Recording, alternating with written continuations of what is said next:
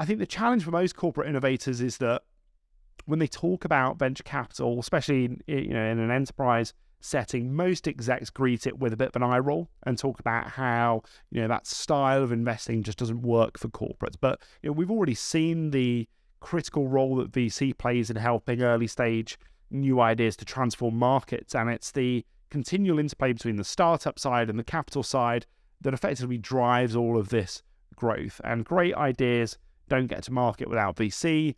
VC doesn't make money without great ideas getting to market. And so, in short, without venture capital, the whole innovation system collapses. And in corporate innovation, if you don't have a team playing the role of investor, then unfortunately you're destined for failure. And for clients that haven't figured this out and are still fighting for funding in the traditional way, idea by idea, business case by business case, what we tend to see is that there are three things going on. So you tend to see extremely large variations in terms of outcomes. More innovation projects fail than succeed, right?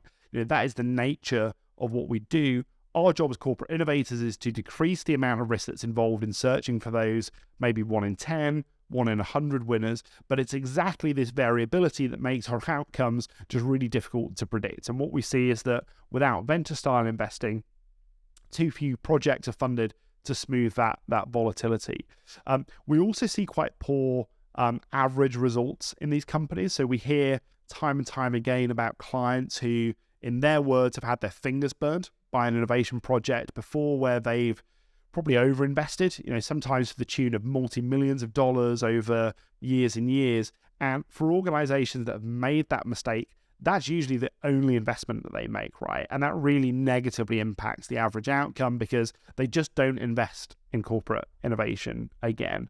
And the final thing that we see, which is kind of related, is really poor and quite inefficient resource allocation. So innovation projects have very different risk profiles, very different time horizons, very different success criteria from BAU projects. So they can't and shouldn't be funded in the same way. And if they are, then what we see is that this inefficient resource allocation just further exacerbates both the volatility issue and the outcomes issue. And for all of these reasons, I think that discarding the skills, the methodologies, the learnings of 80 odd years worth of venture investing is a huge mistake for corporates to make. Venture capital is way more than just a way of investing in other people's companies. It is an approach to asset allocation, to value creation that you need to embrace if you're going to win at corporate innovation.